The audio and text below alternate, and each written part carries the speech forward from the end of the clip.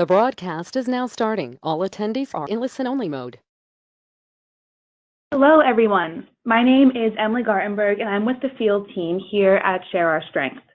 Thank you for joining us today for the Summer Meals at for the Serve Summer Meals at Nontraditional Sites webinar. We have a few housekeeping items before we get started. Attendees are in listen-only mode, and we will be recording this webinar today. We will take questions during the webinar. Please use the question box for your questions, and we will read them out loud or respond to them individually. We will circulate the webinar recording and resources later this week. And now, without further ado, I'd like to introduce my colleague, Derek Lambert, to start the webinar. Thank you so much, Emily, and thanks everybody for joining us for today's webinar, as Emily mentioned, about serving summer meals at non-traditional sites.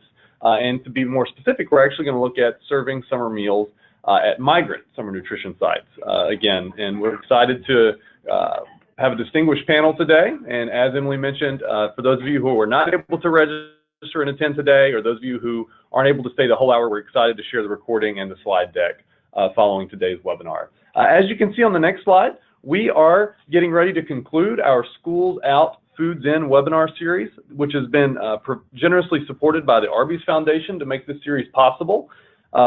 We have recordings and slide decks from the webinar series available on our website, bestpractices.nokidhungry.org. Also, when you get this deck, you can click on any of the links here on this slide to access the recording and the slide deck from our webinars in January through May.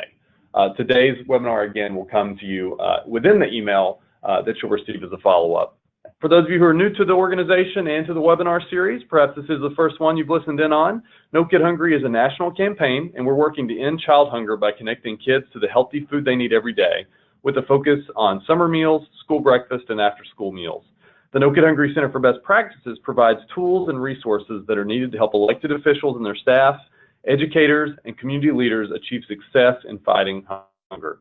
We provide these, and we also provide the organizations and agencies that are working to end hunger in their state or community through trainings such as these. On the next slide, in terms of resources, I want to remind everyone, I think this is the third month in a row, but it doesn't hurt to repeat it, that we actually have a brand new website at bestpractices.nokidhungry.org. We have many of those resources that we just mentioned to support our community partners. We hope that you'll visit the website, make use of those resources, and also be sure to share your feedback so we can continue to improve the website as the weeks and the months go by. On the next slide, we're going to look at our webinar agenda. Today we are going to look at the basics of migrant summer nutrition sites and how folks can begin to operate these programs, how the criteria may differ from what is more of a traditional or an open site model that folks may be more familiar with. We then have panelists from the state of South Carolina. They're going to share information on migrant education programs and eligibility for those programs.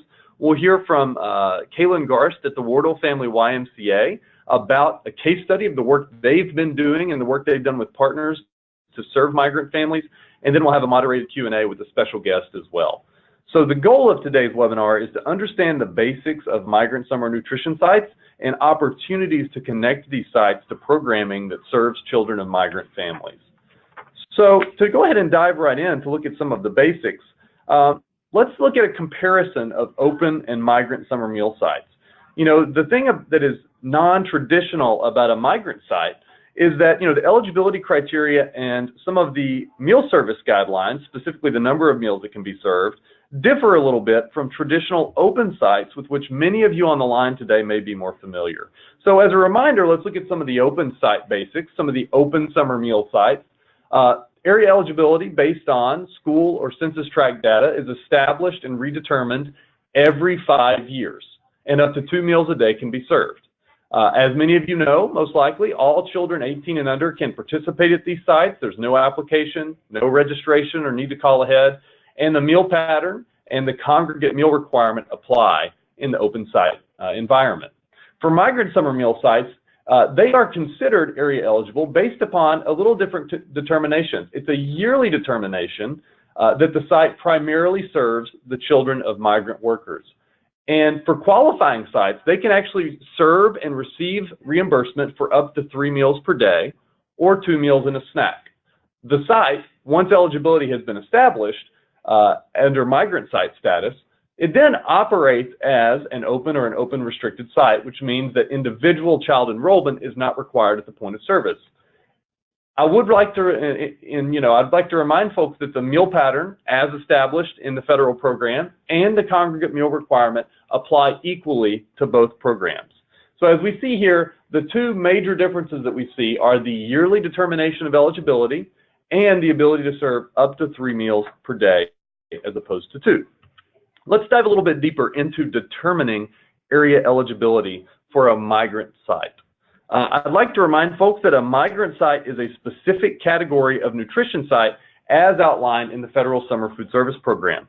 Other categories within the program include closed enrolled, camp, National Youth Sports Program sites. So these are different categories as compared to the open summer meal site. Again, for today's webinar, we're going to limit our focus to the migrant site category. And for migrant sites, I'll repeat it again, eligibility is redetermined annually based upon a determination that the site primarily serves children of migrant workers. And eligibility determination is based on information that is submitted to the administering state agency of the summer nutrition program from an approved migrant organization. Once eligibility has been determined to operate as a migrant site, sponsors that are implementing the summer nutrition program receive reimbursement for meals served to all attending children, 18 and under. To receive this approval, to receive this determination of eligibility, sponsors should work closely with the administering state agency to obtain appropriate documentation from an approved migrant organization. At the bottom of this slide, I know folks may have some questions, so I wanted to provide some resources. Please follow links on the slide for additional insight on regulations and guidance pertaining to migrant sites. And as a reminder for folks out there, I'd like to let you know that this slide deck will be circulated to all registrants later this week, and that the links you see here will carry you directly to those resources with regulations and guidance that would be of interest for those that are interested, that would like to operate these kinds of sites. On the next slide, thinking about the importance of summer nutrition for children of migrant families. We're going to dive a little bit deeper into this as we're going to actually hear from providers directly as we go on into the webinar, but I'd just like to set the stage that there are 3 really important ways that these programs can benefit children of migrant families. First, they can help offset the negative effects of mobility. Migrant agricultural workers, due to the very nature of their work, move often during the harvest season. Frequent moves can provide disruption to families with children, especially around nutrition and learning. And providing up to 3 meals a day to children at qualifying migrant sites is a significant support to families that can go a long way to ensure proper nutrition during the harvest season. A second benefit is by providing nutritious meals alongside enrichment. As we'll hear today, migrant education programs that we're going to learn some about provide a critical support for migrant families and their children as they move across the country during harvest months. There are excellent programs in place, and we're going to hear a story today that illustrates some of this great work that's taking place all around the country. And summer meals at migrant sites support learning by providing an incentive to attend programming and boosting child readiness to fully engage in opportunities like these. In this way, summer meals can support existing programming that's geared toward migrant communities in the very same way, or in a similar way, to the way that they can support activities at open summer meal sites around the country, as we've discussed in previous webinars. And finally, these programs provide an opportunity to leverage entitlement dollars for meals so that other funding streams can be fully utilized for activities and enrichment. Many folks who provide enrichment programming and other services to children during the summer months, they may not even be aware that there are federal dollars that exist to support summer meals. All too often, providers may dip into program funds to pay for meals at sites that could otherwise qualify for federal dollars and federal reimbursement. Our goal today is to raise awareness about these opportunities to serve children of migrant families up to 3 meals a day at qualifying sites, and to raise awareness to fully leverage these federal dollars to provide nutritious meals. This mirrors our larger effort to raise awareness of this and other programs to offset hunger and food insecurity among children and, indirectly, families who could benefit from these programs. And we also want to raise awareness among program providers whose work may be supported by the dollars and the programs that exist to support the provision of meals to children, including to children of migrant families. And with that said, on the next slide, I'd like to welcome 2 of our distinguished panelists that are going to really bring this into focus for us with a specific focus on, an experience in South Carolina, but also a lot of help us understand how these programs can work for families and children of migrant families. We're happy to welcome Zachary Taylor, Migrant Education Program State Director at the South Carolina State Department of Education, and Kaylin Garst, Executive Branch Director of the Wardle Family YMCA, Beaufort Jasper YMCA of the Low Country. Zach, within the South Carolina State Department of Education, he has worked within the department for 6 years. He began as a recruiter visiting migrant camps to identify and provide service to migrant families throughout the state of South Carolina. In March of 2018, Zach became the South Carolina Migrant Education Program State Director. Zach has lived, traveled extensively, and conducted research throughout Latin America over the past 15 years, including some hometowns where many of the migrant families they serve originally hail from. Also, Kaylin, Executive Branch Director of the Wardle Family YMCA, previously served as Operations Director of the Y, overseeing all child care areas including summer camp, after-school program, and Discovery Preschool. In the summer of 2016, Kayla took the lead on the Migrant Education Camp as the Y created and managed this educational program serving 80 pre-K to 8th grade children whose families worked the agricultural harvest land on St. Helena Island. Ms. Garst is a graduate of Hudson University and holds a Bachelor of Science in Elementary Education and a master's degree in Family Life Education from Concordia University. She's also a 2016 Leadership Beaufort graduate who has lived in Beaufort for 11 years and is originally from New Hampshire. So without further ado, I'm going to hand it over to Zach with the South Carolina State Department of Education, who can tell us more about the education of migratory children and migrant education programs that are available. Thank you, Zach, for joining us today. Hey, thank you, Derek. So yeah, my name is Zach Taylor, State Director of South Carolina Migrant Education Program. Basically, going to be giving a top-level sort of look at what the program looks like from the state level. We are a national program, so many states are going to be, almost all states will fall under to the details that I'm speaking of today, since we are, adhering to federal law, Title I, Part C.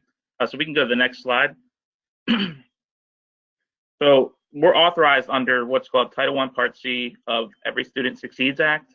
This act's been amended several times since the original act, which most people are familiar with, the Elementary and Secondary Education Act of 1965. That was really a product of President Johnson's war on poverty, and a lot of different entitlement programs stem from that act, along with other health programs and nutrition aspects as well. But every time the been amended, again under the Bush administration, under the No Child Left Behind Act. So every time it's amended, the eligibility things change a little bit, but pretty much the overall purpose of the program has been the same.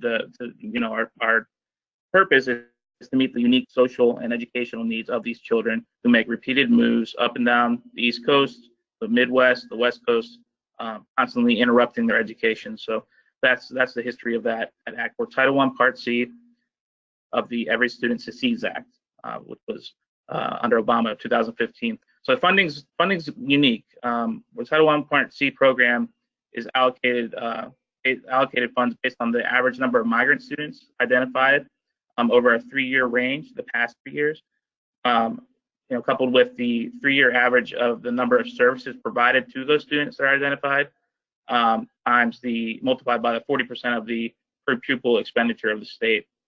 So state, nationwide numbers have been coming down over the last 10, 15 years, but basically there's a set pot federally for all states to apply to, so it's about $375 million nationwide that all states apply for, and then once the money comes to the state level, at the State Department of Education in South Carolina, for example, we then have a fixed pot of what we can put out for sub-grants. So it's really important to know overall that the Migrant Education Program, we're a state-run program, so this is different from other types of educational programs. For example, ELL, English as a Second Language program, Title III, McKinney-Vento Homeless, different education programs. That money flows right to the districts, and the districts decide best how to use it. Whereas migrant education stays at the state level. All the eligibility determinations are made at the state level, and we decide how to best implement that program. We don't necessarily have to fund school districts to run our programs. We can if we can fund to nonprofits and different private organizations based on our needs. So it's also important to know that all Title I Part C migrant students are automatically Title I Part A students. So even if there's no local subgrant for a specific migrant program in a region or a school district, that school district still is obligated to serve these students based on their Title I status in general. So they're Title I Part A students. So they should, although they're considered migrant students, they can wear different hats as well, because a lot of our migrant students can also be English language learners. They can qualify as homeless, neglected, delinquent, and so forth. So again, I mentioned the funding is capped at the state level. We have one pot each year for subgrantees to apply for. And I mentioned the federal allocation of about $375 million, which has stayed stable over the last 3 years or so. Next slide, please. So the migratory child is basically a migrant child. It's a really sort of in-depth eligibility criteria process that has to be determined by what's called a recruiter. Ultimately, every state agency is going to have at least one recruiter, if not multiple regional recruiters, and then their subgrantees or local programs will have their own recruiters as well. We have a combination in the state of regional recruiters out of the State Department of Education that are going to these non-project areas where we don't necessarily have programs in recruiting, but also you have the local recruiters. So recruitment is a big part of migrant eligibility, because these are the people that are going out to the families themselves in the fields, determining eligibility. Eligibility in a nutshell, we're just concerned with the mobility factor of students, so having crossed a school district line, making a qualifying move within the last 3 years, being eligible for education in general, so not being older than 21 and not having completed high school. Those are a couple different eligibility factors. But basically, a lot of people might assume migratory to mean, oh, we're just concerned with the immigrant or Hispanic students, but that's not the case. To be eligible as a migratory child, you have to have this national certificate of eligibility completed by the recruiter stating that you've moved within the last 3 years for qualifying agricultural work, among other things. So we're really concerned with the mobility of the child, not the child's Hispanic or immigrant or whatnot. And the identification recruitment process is one of the main is really the foundation of the program, because we have to we receive these funds, we have to know who's eligible to receive those funds. So also we use the in locus parentis method of determining guardianship and parentship. Whoever is at the door, who's with the family out in the camp, that's who we consider the guardians. We do not need any blood relative or any type of custody documents or anything like that. The certificate of eligibility of the COE is an affidavit, and it's filled out between the family or the out-of-school youth or whoever the guardian is and the recruiter. And of course, immigration status of any child or parent or guardian is never questioned in any educational program. Does not matter. In fact, you do not need a social security number to go to school in the United States. So we never ask about that.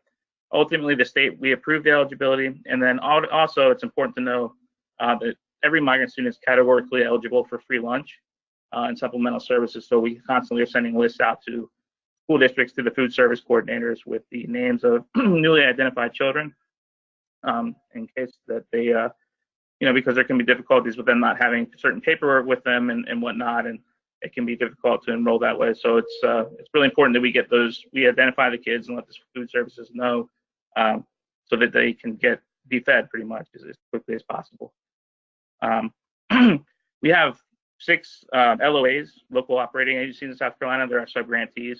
Pretty much they're combinations of school districts, nonprofits, and we are going to hear from one here as one of our biggest local agencies here in a second, here in Beaufort, South Carolina, with Kaylin.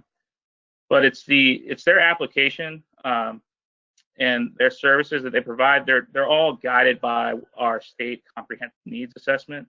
So again, this just points to the fact that it's a state-run program.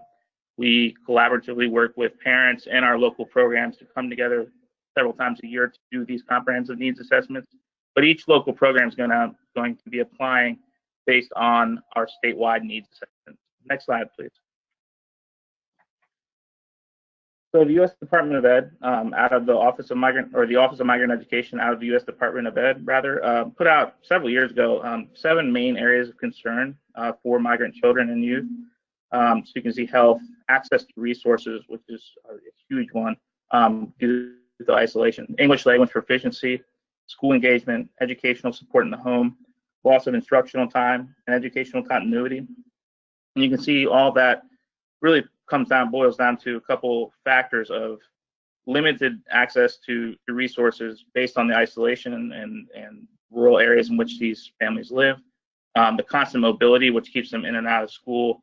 Some students constantly are missing state standardized tests, each year, and therefore not progressing in school, and losing instruction time. So really the mobility and the isolation and different cultural factors are really the areas of concern.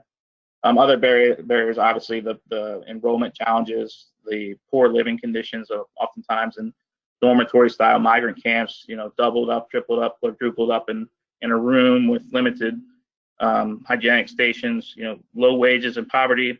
Another huge one for education is low literacy levels. A lot of times we'll send home papers and we often pat ourselves on the back saying, oh, we translate it really well in Spanish. Well, a lot of times our parents, if they even do speak Spanish, a lot of times there's a lot of indigenous languages being spoken at home, but there's just a little lower, little to no educational background of parents. So that makes it also a very, an area of concern. And of course, the biggest barriers to service would be the transportation. So the barriers to service from a programmatic perspective, obviously the transportation due to the isolation, and then of course the language and the cultural competency. Sometimes to get that training going on different programs throughout the state with people from all different backgrounds to understand this particular language and culture of different groups of these students is also a barrier in service. So, but I just wanted to go over all that, and I'm going to pass it on now to, as I mentioned, we have 6 sub-grantees, and Kaylin Garth, the executive branch operations director, is going to take it from here from the Beaufort YMCA. They've done one of our biggest migrant programs in the state of South Carolina. So I'll go ahead and turn it over to Kaylin, and she can talk to you more. Thank you, Zach. Yeah. So I'm going to spend some time just talking about our migrant education program that we implemented a few years ago. You can go on to the next slide and I can get started with that. So just a little bit of background perspective for you. First off, our YMCA is located on the coast right between Charleston and Savannah in an area known for our sea islands. We have roughly around 80 islands in our community. Our migrant families are here because they work on one of the islands in particular called St. Helena Island. On St. Helena Island is Seaside Farms. It was established in the early 1900s, and for those of you who are history buffs, the farm actually turned into the first commercial tomato farm on the East Coast. So the migrant workers come here seasonally and work on the farm. And I think last year, just to put in some perspective for you, they cropped around 15 million pounds of tomatoes. So that is their largest produce. They also pick watermelon as well. So the majority of these workers bring their entire families to the farm. They arrive in several different buses, and throughout a whole 2-week period, we literally get busloads of families here to start working on this farm. Now, typically when migrant families arrive to a new farm, they have no idea what programs or services are available to them within that community. In those cases where there's no child care available for them, the family literally will just leave their children caring for each other on the farm where they live, and siblings will take care of each other while their parents, both of them, mom and dad, are working on the farm for typically your 11 to 12-hour days.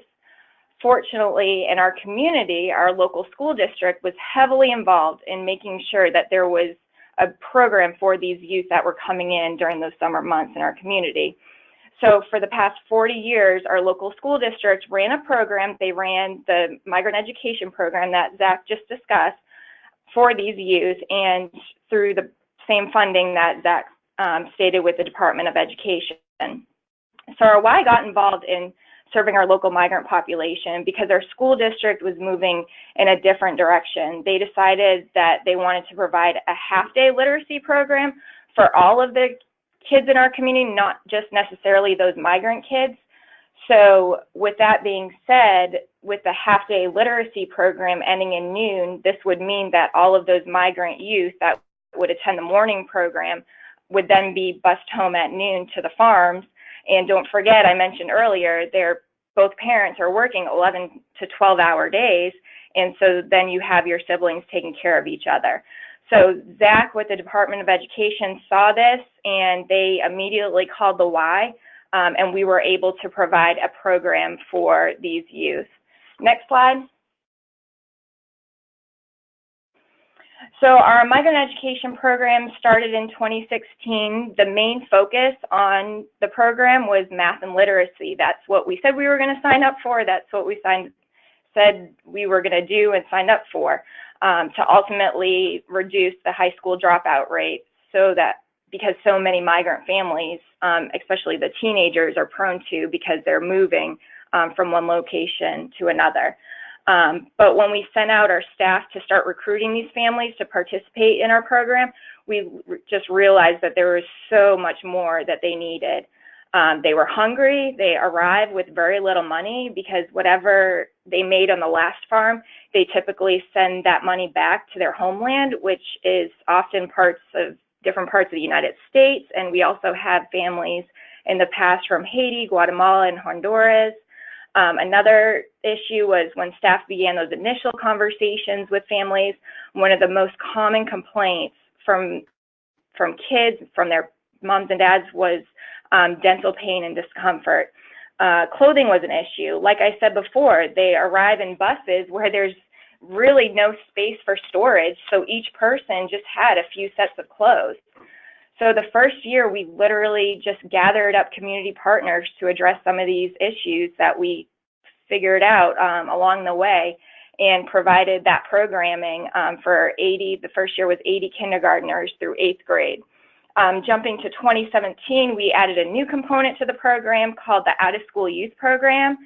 So the Out-of-School Youth Program is for any migrants under the age of 22 that have dropped out of school for more than a year. So after these youth, 16, some as young as 16 to 21-year-olds, are working on the farm that 11 to 12-hour day, we send out certified teachers and teach them basic English, basic math skills, and life skills.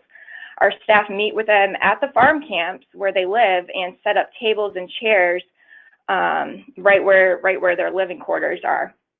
Occasionally, we took the kids, not kids, but younger adults off-site, and just so they could learn and really use those tools that we were teaching them. The picture in the background is when we went to Walmart, and we were just encouraging our students how to talk to the sales clerks, how to ask questions about pricing, and we also taught them product comparison to find the best deals both financially and nutritionally. Flash forward to today, we're still doing the migrant education program. We're still running that out-of-school youth program, but our new focus this year is just implementing more family engagement pieces with those parents. We have family field trips planned on the weekends. We have family literacy events to help those parents, and we also have transportation available for families that may need to go to a doctor after work. They'd never had that in the past. They just had that large bus. Next slide. So as I mentioned before, when sending out our staff to enroll youth in our program, families were hungry. So through a partnership with the Low Country Food Bank, they provided us with individually prepackaged meals this year to hand out to families when they first arrive. These meals have tuna in them, cereal, granola bars, raviolis. There's literally 2,000 of a variety of different prepackaged meals that we are giving out to these families upon arrival, which is excellent. We also provide youth within the program with 3 meals a day. Derek did a great job kind of explaining the whole migrant summer food service program and how you can get all 3 meals reimbursed. So your breakfast, lunch, and dinner is all reimbursed. Typically, you can only get those 2 meals reimbursed. And it was just so important that they got that third meal before they went home. In years past, we provided weekend backpack meals, again, through our local food bank. They've been awesome. But because we received so many of those prepackaged meals this year, we can continue to utilize those throughout the time that we have our migrant families here. And the last thing I wanted to touch upon in this slide is just meal planning. When you're starting a program like this, you're providing those meals, they're hungry, you just need to do what you can to get them try to get them the 3 meals a day. But, you know, we started really looking at our meal menus and really focusing in on their culture and where their backgrounds are and what they feel comfortable with. So our menus had started reflecting what lunch would be where they lived, or what dinner would be where they lived. And bottom line, families and kids really appreciated that. So just to give you kind of a perspective of what the migrant workers are saying, I really wanted to include 2 testimonials from 2 migrant workers that worked on St. Helena Island. I'll go ahead and read them briefly. So this is from Juan. When I first got to the United States, I didn't know how to do the work. It seemed difficult, but as time passed, I began to pick it up, and now, thank God, I understand a little of what it is to do work in the fields. So when I got here, I didn't really like it but now I do, because it's what there is. You can't go back. Like they say, we wanted to go north, and we have to work to earn a little money, because if you don't work, you don't eat. That's what you have to do. That's why you have to work hard to eat well. And then the last one, when we move, it does affect us, because sometimes you don't eat until you get to the place. And it also affects us because if we own things, we leave them behind. For example, where we live now, we're going to leave our things behind when we go. So as a reminder, what I said is they typically send that paycheck back home to their homeland, leaving them little cash on their next job location at their next farm. Next slide. So here's a list of our partners that really play a vital role in our program. I mentioned before, our Low Country Food Bank provided us with the prepackaged meals. Our local school district is our summer food service sponsor and cooks those meals on site at the school location where we're at. We also have a family event where we invite local churches and other agencies too, and churches come together and volunteer and hand out clothing and hygiene products to the migrant families during this event. During the program, we partner with Beaufort Jasper Comprehensive Healthcare. They come to our site and have a mobile unit to do physicals.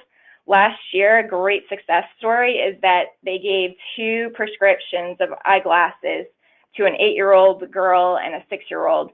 So just imagine that the entire time that 8-year-old would be in a classroom, not being able to see, to read, falling more and more behind because of this. So just that whole dental and wellness mobile was just so important to us for those girls to receive the proper medical attention that they needed. Another complaint that I mentioned to you earlier was just dental pain and discomfort. So we had the Ronald McDonald mobile unit out doing dental cleanings for the kids during the program hours. Another partner is the library. Just think, during the summer months, the school libraries closed, so we counted on our local library, and we went ahead and brought kids over to the library on a weekly basis. The librarians were great. They read books to the kids. They did a follow-up activity through that read aloud activity that they did, and also they were able to utilize the Lego lab in the library. And lastly, we rely heavily on our volunteers. During the first year of the program, 3 years ago, they collected 200 swimsuits for these kids in our program. We didn't even think that they were not going to have bathing suits. It was just something that we assumed. And volunteers were great. They came together, purchased these swimsuits, and we were able to provide these kids with the free swim lessons. Bottom line, we couldn't do this work without our partners. Every year we look for new partners. new collaborators to really just strengthen our program even more. Next slide. All right, so I wanted to share some pictures with you. The top left one is just the kiddos on a field trip. Of course, you see on the right top one of our swim lessons. The bottom left has the girls are holding boxes of school supplies that were all donated so that they're ready and prepared for elementary school in the fall. And then our last picture on the bottom right is of our out-of-school youth program. So in the evening when we send out those certified teachers to teach literacy skills, that's what he's doing. So all in all, I just want all of you to understand that throughout the 3 years, we really listened to the families in regards to what they needed and wanted. As I stated, when we were first asked by Zach in the Department of Education, we thought we were just signing up for education and teaching literacy and math skills so they're not falling more behind in their grade levels. But when we started talking to these families, they just needed so much more. It was much greater than that basic education. We brought on new program partners, ones that we've never even partnered as a YMCA before with, such as the Ronald McDonald Mobile Unit and the Health Unit.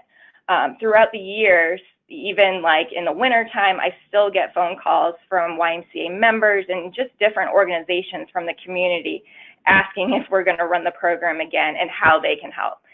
So it's a lot of work, but certainly worth, and these families are so appreciative of the program.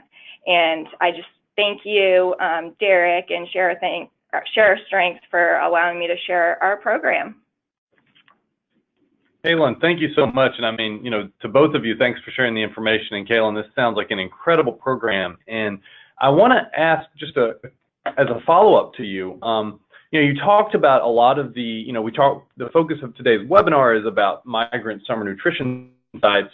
But really what you've highlighted, I think, is that, there's an opportunity to serve children of migrant families with these nutrition programs, but there's also a range of other immediate needs that affect the entire family with food and literacy, dental, vision, other health resources and benefits. And, thinking back to what Zach was saying about how transportation can be a barrier for families, migrant families, and just thinking about the coordination of the different partners that need to come together to be able to provide these benefits. Can you talk about, the importance of partnership, in the importance of working with community organizations? Today we're having a special focus on food, so, emergency and charitable food alongside summer nutrition, but also other providers as well.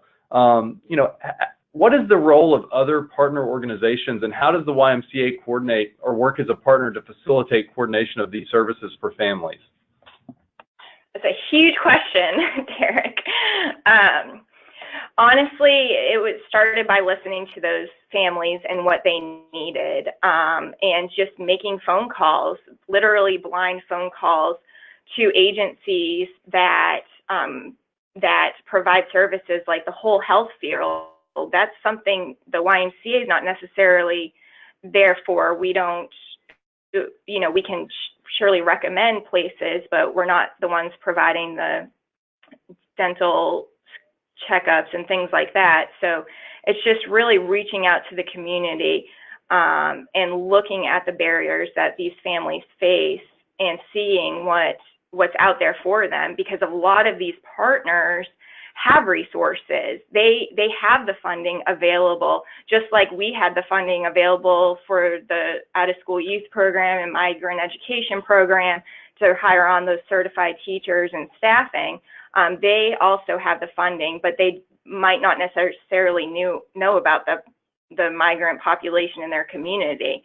So just reaching out with those blind phone calls. Low Country Food Bank has been awesome. Literally call them typically around February and let them know when we envision having the families here. They come up from Florida, and of course, depending on the weather and agricultural down there, we don't necessarily know when they're going to be here, but I'll call Low Country Food Bank, see what they have available for us and for these families.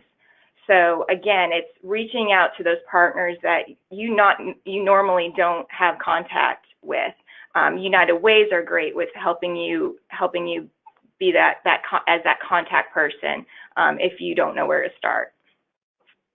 That's great, Kaylin. Thank you. And you mentioned Low Country Food Bank and the support they provided to your work.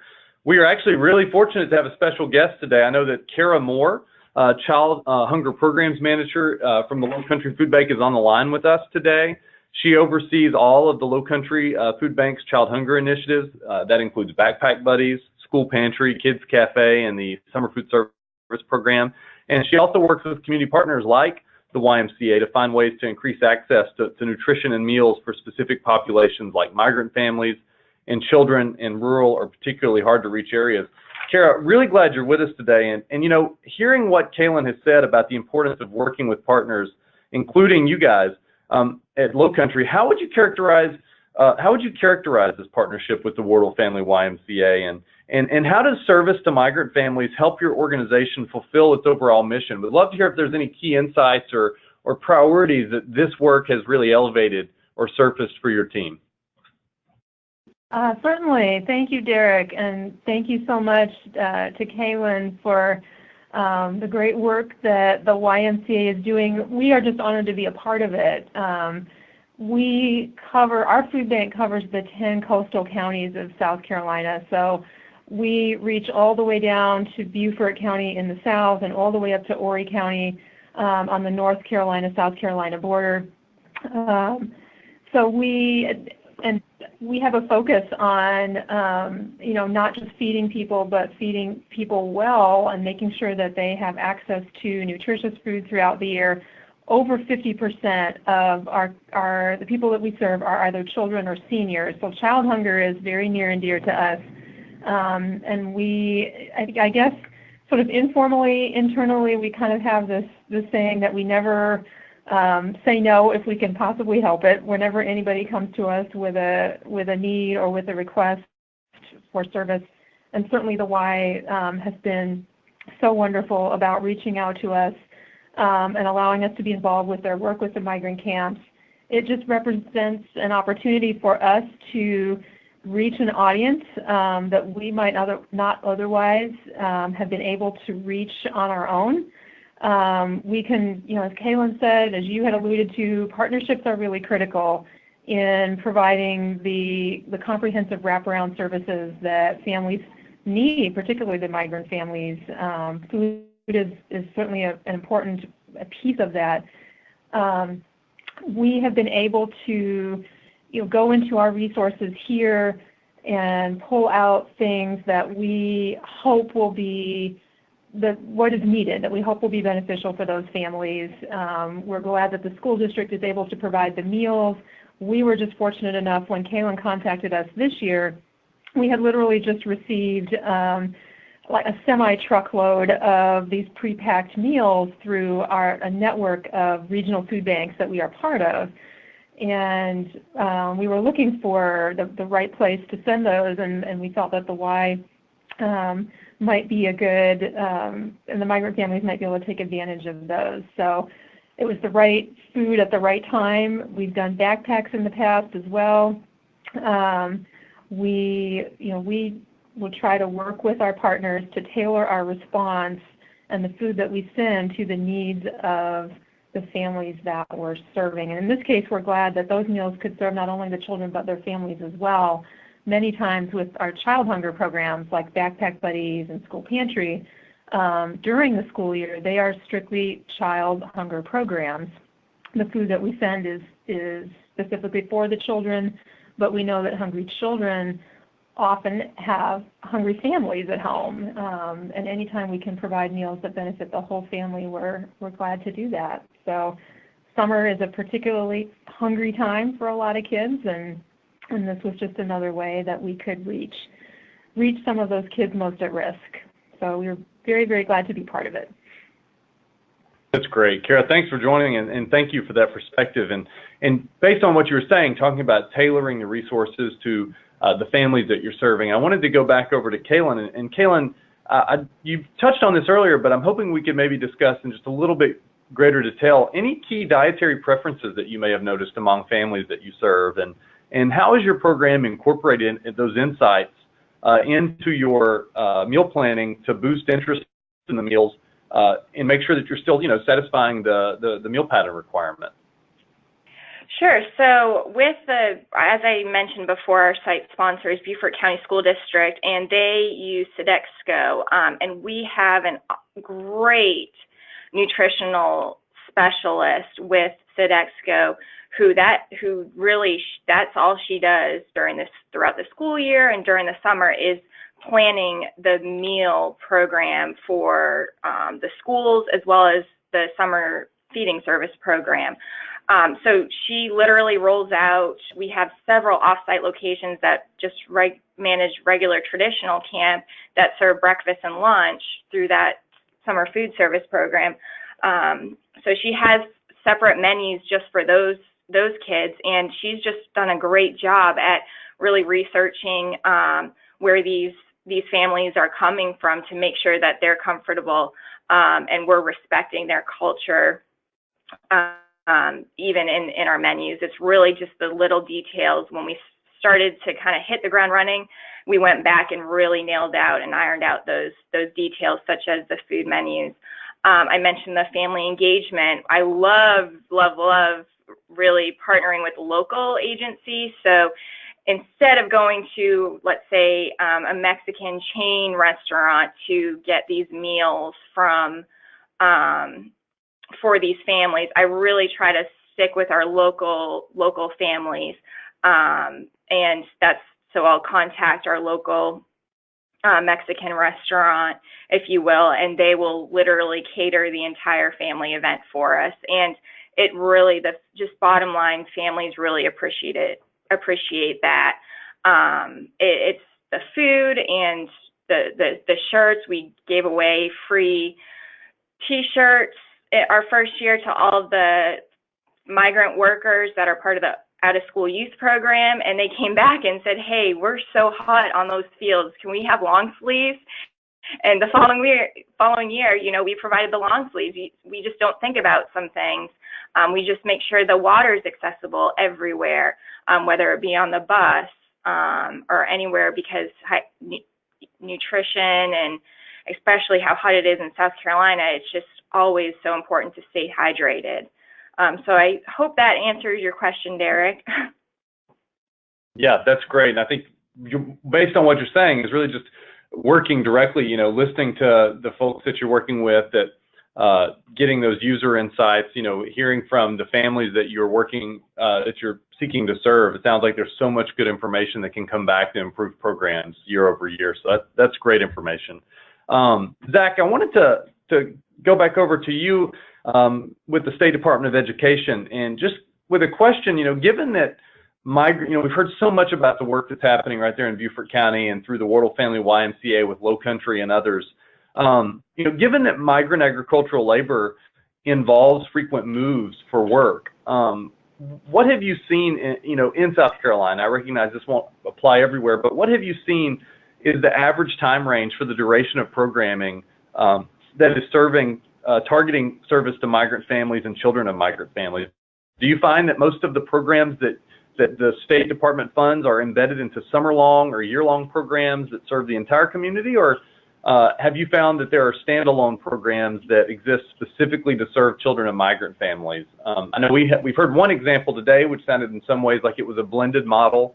What are you seeing from where you sit?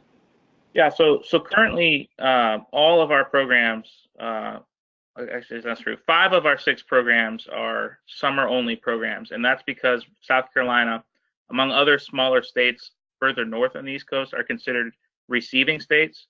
So generally, I want to preface my answer by first saying that the range of a program really does depend on the agriculture and the needs of the community, the needs of the students that are coming. So this is going to be different everywhere, but in South Carolina, we're almost all summer-only programs that range from 4 to 6, and we have one that goes 8 weeks. So it really depends on the agriculture and what's we're catering to the need that we see, and like for example, the Beaufort YMCA, we know that needs in the month of June into the first couple weeks of July. So we have a real specific time frame. So generally, yeah. So in South Carolina, 4 to 6 week summer program. Generally, we have one program that we added on a regular school year portion, and those are going to be 2 different grants, by the way, no matter what state program, what state agency it is. But we have a regular school year program. We saw the need for that, so we added it. So really, there's no set program length, but you just have to identify it at the state level, and just remember if you're thinking about doing such a program, that you really have to be flexible, because agriculture can change every year. That's why this is one of the most difficult programs to plan for, because everything can change with one bad rain or hurricane. So that would be my answer to that. That's great. Yeah, it sounds like it really depends on the local context. And Zach, for someone in our audience who may be in South Carolina or maybe elsewhere, who is aware of or believes there may be migrant families working in the community during the summer months, and would like to think about resources to implement programming or identify programming that's already happening in the area in order to co-locate services, including summer nutrition, what would you recommend as a first step to kind of plug into this conversation about migrant education programs, and as a first step to think about how they might get involved? So the first step I would recommend to anyone is to contact somebody that's involved with Title I in the State Department of Education. Again, going back to what I was saying, that it's a state-run program. So if you're in an area that is not so rural, but maybe we'll put it like this. Sometimes if you go to a school district, they might not know or I've heard what the migrant education program is, because they never submitted a grant for it. So the first step is really to try to find somebody, titles like Director of Federal Programs, Title I State Coordinator, somebody in Title I in the State Department of Agency, to see what the status is, like on where the programs currently are, if there's anything in the area that you're in. So really contacting the state Title I coordinator or somebody in federal programs. Sometimes it's called special populations. Every state department's gonna have a different name, but yeah, the call to the state is really honestly the best way to find out. If there's, the other step could be to talk to the local school district to see what summer programs are going on, because if there's not a local, sub-grant in place, local summer program, then the school district might have other things that can provide services, other resources. So really the state, then the school district is my answer, recommendation. Thank you so much, Zach. That's really helpful information to know, to really reach out, identify that Title I contact, Director of Federal Programs, somewhere in the State Department, and then to go down from there and identify what's happening at the community level. That's really helpful information. Thanks a lot. Yeah, no problem. And I also just want to thank all of our panelists today, and our special guests. I want to thank Zachary Taylor, Kaylin Garst, and also Kara Moore with the South Carolina State Department of Education, the Wardle Family YMCA, and Low Country Food Bank for joining and sharing all of this really useful information to really illuminate opportunities to serve migrant families. And based on everything that we've heard today, there are 3 main takeaways I'd like to share with the audience. First and foremost, I guess, given the topic where we started, is to recall that migrant summer nutrition sites are a separate category of meal site, and that there are specific criteria that apply, specifically the annual eligibility determination, the fact that these programs are approved as primarily serving children of migrant families, and that they provide the opportunity to receive reimbursement for up to 3 meals a day. Those are some specific criteria that are distinct from the open summer meal site category and are good to keep in mind. State funding, as Zach mentioned today, may be available for migrant education programs that provide educational opportunities to children of migrant families. And as we heard from Kaylin, with all of the emphasis on partnerships and that Kara further illustrated, it's really important to think about opportunities to co-locate programming, including meals and other services, to best serve families and offset those barriers to participation that Zach mentioned, caused by isolation and lack of transportation. And so these are some of the key takeaways from today's webinar. So I want to thank everyone for, I want to thank Kaylin, I want to thank Zach and Kara so much for sharing that information with us today. And again, for those of you who listened in, this may be a new topic, we're really excited to say that the recording and the slide deck are going to be available as a follow-up. That being said, we have just a few minutes left. We wanted to move forward and just remind everyone, as you know, we're in the middle of summer. Wanted to provide a reminder around a summer messaging overview for the program. Our goal, as with all of us that are out there implementing the program and promoting the program, trying to get the word out about summer meals, is to have the right people take the right action at the right time. And that's, part of the planning process, it's part of the partnership process. And now, in the middle of summer, a big part of that is making sure that eligible families or in eligible communities know about summer meals. We know that, one of the big problems is that a lot of families may not know these meals exist, and so we're trying to get the word out about these programs. So I just wanted to share this as a messaging overview that folks feel free to take and use some of these. We have a lot of outreach resources, which we'll see on the next slide, and we hope that you'll use these this messaging overview as you're speaking about the program and using some copy to promote the program directly with families, also with community organizations and the public. We have some resources to help get the word out. We have the No Kid Hungry Summer Meals Outreach Toolkit with ready-made promotional materials to help you publicize the program this summer. USDA Summer Food Service Program Toolkit also has promotional materials that you can use. I also want to call attention to how individuals, families, and providers can access information about when and where meals are served.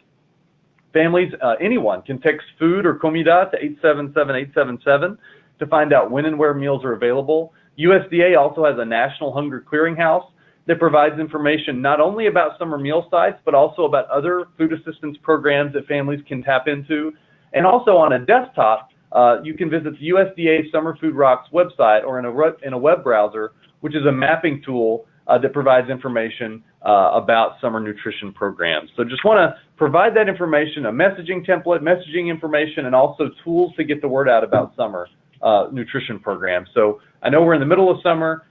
Some of you may already have resources, but wanted to reiterate that these are available to you from No Kid Hungry as well as USDA during the summer. And so here on our final slide as we wrap up, I want to just again thank our panelists for taking part in today, our final installment of the Schools Out Foods In Summer Meals webinar series. And we hope that you'll stay in touch with us. We at the No Kid Hungry Center for Best Practices continue to produce resources, training opportunities to share information about grants that we or other partners provide to support nutrition programs. This includes summer meals, after-school meals, and school breakfast. As we know, as we get closer to the end of summer, folks are going to get ready to ramp up after-school meal programs or newly implement those programs, to implement breakfast after the bell or breakfast in the classroom. We have all kinds of resources to support folks as they serve families and children of families in their communities. So we hope that to stay in touch, you'll sign up for our Center for Best Practices What's New newsletter. As you can see, there's a homepage, bestpractices.nokidhungry.org. Feel free to sign up for our newsletter. And also, if you are already signed up but you have colleagues that you think should receive this information as well, please feel free to forward this link to them as well so that we can expand our network and make sure that this information is spread far and wide. But without further ado, I want to go ahead and wrap up today and just thank everyone for your time. Final thanks to Zach, Kara, and Kaylin for joining us as panelists. We will distribute the webinar recording and slide deck by the end of the week. So thanks, everyone. Thanks for taking part in this webinar series, and have a great afternoon.